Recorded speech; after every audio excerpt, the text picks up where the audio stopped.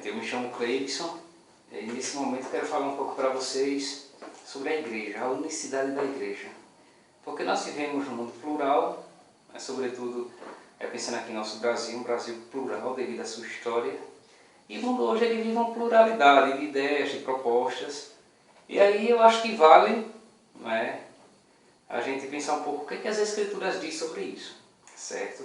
Porque quando a gente pensa no cristianismo, a gente pensa, né, imediatamente no cristianismo plural, com diversas propostas de igreja, de segmento de fé.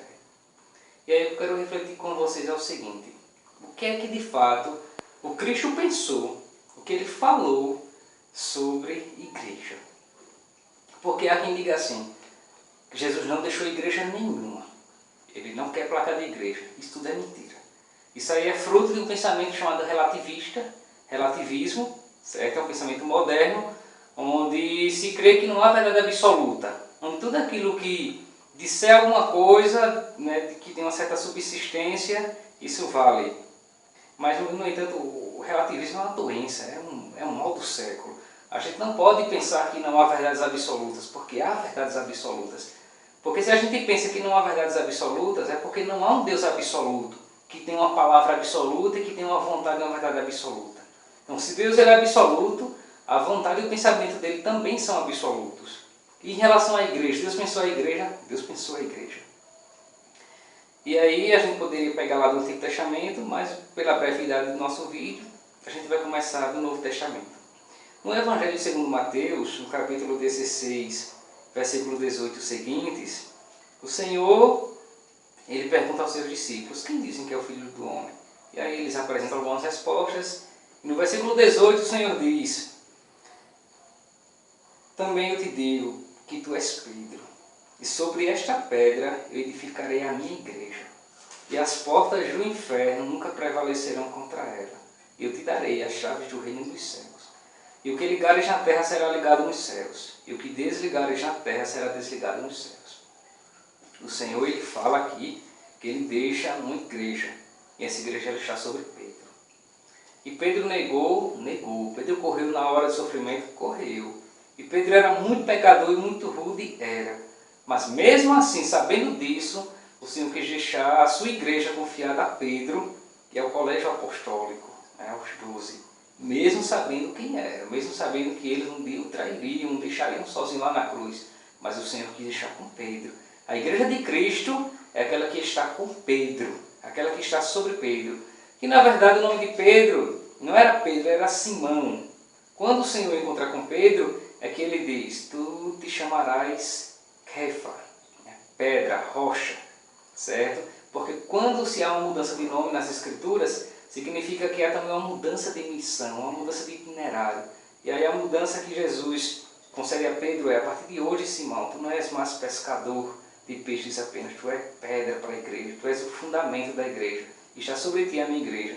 E ele diz no singular, eu edificarei a minha igreja. Ele não disse as minhas igrejas, ele não usou plural, ele disse a minha igreja. E as portas do inferno nunca prevalecerão contra ela, certo? Entretanto, Jesus não dá um nome a essa igreja, ele só diz a minha igreja. Aí você pode perguntar, mas Jesus não deu um nome.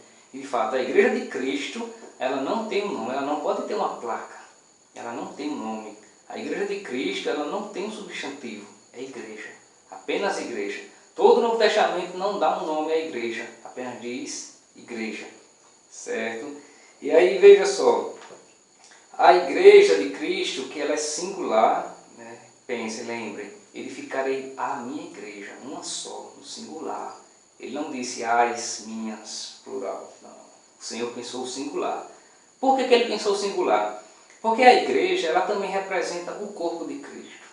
Cristo é a cabeça e a igreja é o seu corpo. Isso São Paulo diz na carta aos Efésios, no capítulo 1, versículo 22 e 23, entre outros textos. Mas nesse Paulo diz, tudo ele depois debaixo dos seus pés e o pôs acima de tudo como cabeça da igreja, que é o seu corpo. Veja, Cristo é a cabeça da igreja, que é o seu corpo. Por que só pode haver uma igreja? Porque Cristo só tem um corpo. Porque se a gente admitir que há mais de uma igreja de Cristo, é admitir que Cristo tem vários corpos. E isso É inconcebível na ordem da natureza, como também na ordem da graça. A minha igreja. Um outro motivo pelo qual não pode haver mais de uma igreja de Cristo é que a igreja é aquela que sustenta a verdade. E se há mais de uma igreja de Cristo, haverá diversas verdades. Isso não pode haver, porque Deus ele é único, ele é uno. E ele sendo uno, a verdade dele também é uma, não pode ser múltipla. Isso é inconcebível. Atribuir a Deus a multiplicidade, isso é inconcebível. Isso não tem fundamento nem bíblico nem histórico, isso é somente fundamentado no relativismo. Aquilo que diz que não há verdade absoluta. Certo? Então veja, na primeira carta de Paulo a Timóteo, no capítulo 3, no versículo 15, Paulo diz: todavia, se eu tardar, saberás como proceder na casa de Deus, que é a igreja do Deus vivo, coluna e sustentáculo da verdade. A igreja, que é a casa do Deus vivo, ela é coluna, ou seja, ela sustenta, não é? Porque o que é a coluna na edificação, na construção, é aquilo que sustenta, que dá substância à casa, é aquilo que faz com que a casa permaneça de pé. Sem a coluna, a casa fica comprometida, toda a estrutura fica comprometida. A igreja do Deus vivo é a coluna e sustentáculo da verdade. Se há uma verdade, só pode haver uma igreja para sustentar essa verdade. E um outro motivo pelo qual não pode haver mais de uma igreja de Cristo, e isso aqui é um motivo que eu considero assim o mais importante, ele aparece, entre outros textos, no livro do Apocalipse, no capítulo 19, versículo 7. O Senhor diz, alegremo-nos e exultemos, demos glória a Deus, porque estão para realizar-se as núpcias do Cordeiro. Núpcias já faz pensar aqui em casamento. As núpcias do Cordeiro. E sua esposa já está pronta. Concederam-lhe vestir-se de linho puro, resplandecente. Veja, o livro do Apocalipse, sobretudo nesse capítulo 19, que é de João, esse texto, lá pelo ano 95, mais ou menos, 95, ou no máximo 100, foi escrito o Apocalipse. E aí João tem essa visão de acontecer no céu uma festa de núpcias, de casamento, entre o Cordeiro, que é Cristo, o Cordeiro imolado, vivo e ressuscitado, e sua esposa. E a sua esposa é a igreja. Certo? No capítulo 21, João diz: eu vi também descer do céu, de junto de Deus, a cidade santa, uma Jerusalém nova, pronta como uma esposa que se enfeitou para seu marido. É outra imagem da igreja, é chamada de a Nova Jerusalém, aquela que se enfeitou para seu marido. E aí João diz: nisto ouvi uma voz forte do trono, dizia: eis a tenda de Deus com os homens. Ele habitará com eles, e eles serão o seu povo, e ele será o seu Deus. Deus com eles. Então veja, a esposa de Cristo, a igreja, ela é esposa. E Cristo não pode ter mais de uma esposa. Primeiro porque isso seria pensar no adultério, na poligamia. E Cristo restaurou a monogamia, ou seja, um esposo com uma única esposa. Certo? É inconcebível pensar que Cristo tenha pensado e legitimado a proposta da poligamia, que o homem pode ter mais de uma mulher. Não, isso é inconcebível. Certo? Cristo defendeu o casamento monogâmico. E o exemplo da defesa ao casamento monogâmico ele próprio deu, quando ele elegeu para si uma esposa. Então a igreja ela é a esposa de Cristo. Por isso que ele não pode ter mais de uma igreja, porque ele não pode ter mais de uma esposa. Isso seria admitir nele o adultério, seria chamá-lo de adúltero, se disser que Cristo tem mais de uma esposa, mais de uma igreja. Ele não tem. Cristo tem somente uma igreja, isso é uma verdade absoluta. Certo? A gente tende hoje a negar, a relativizar isso para querer agradar, para querer fazer entre aspas, ecumenismo, porque isso não é ecumenismo, negar a verdade, mas a Escritura é clara. Cristo, ele tem uma esposa, e essa esposa é a igreja. Certo? É a igreja. Tanto as Escrituras quanto a história mostram qual é essa igreja. Entretanto, você pode estar perguntando, mas que igreja é?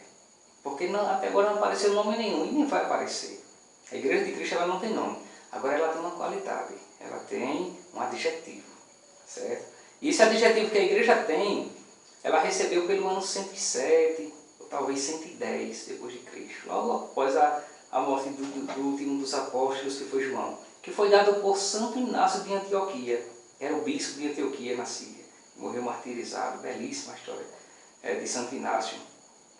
E Inácio, Ele olha para a igreja e ele diz, essa igreja de Cristo, ela é católica.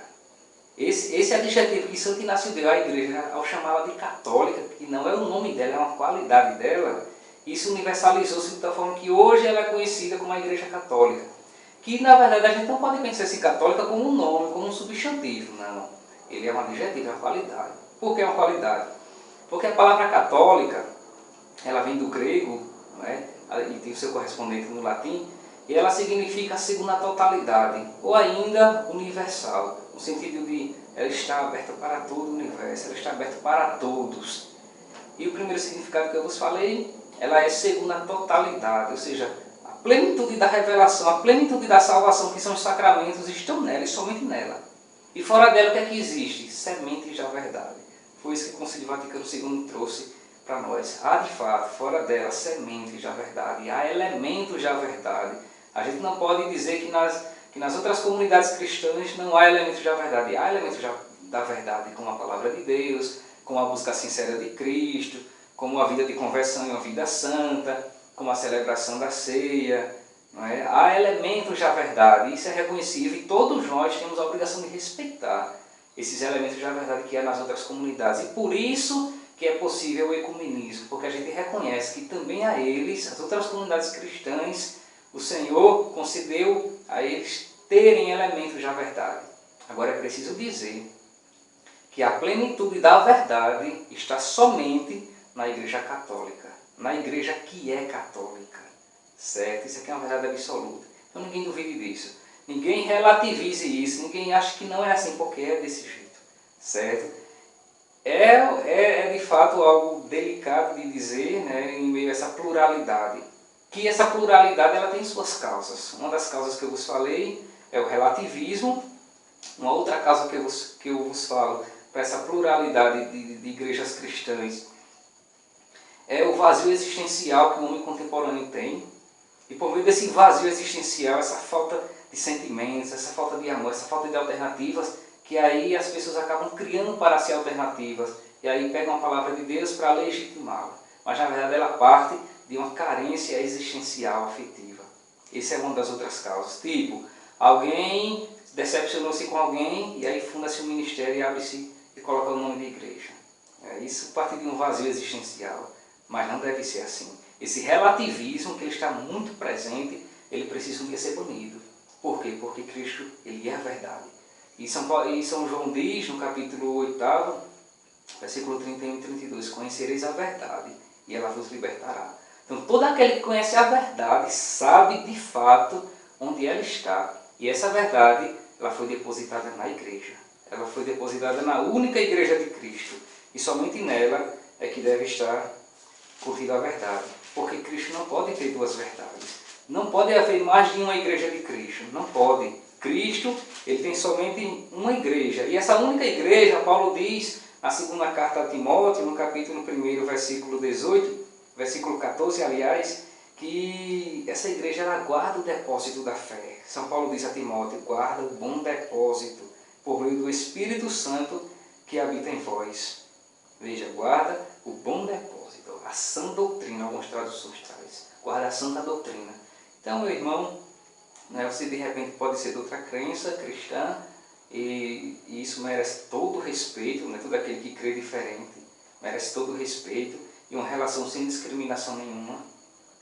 Entretanto, é preciso que você saiba disso, que Cristo ele tem uma única igreja. Agora também eu preciso dizer, não é essa única igreja que tem Cristo. Não é só a igreja católica que tem Cristo. Não é. Cristo ele é de todos. E como o Senhor mesmo falou, o Espírito do Senhor, ele só quando ele quer e a quem ele quer. E quando ele quer. Certo? Então não é só a igreja católica que tem Cristo. Cristo ele se dá a qualquer pessoa que procurá-lo de coração sincero. Mesmo que não tenha uma religião, mesmo que não tenha uma crença institucional. Cristo se dá a qualquer um que procurá-lo de coração. Agora é preciso dizer que a verdade de Cristo, a verdade plena, a totalidade, a catolicidade está na igreja que é una, que é santa, que é católica e que é apostólica. Um abraço.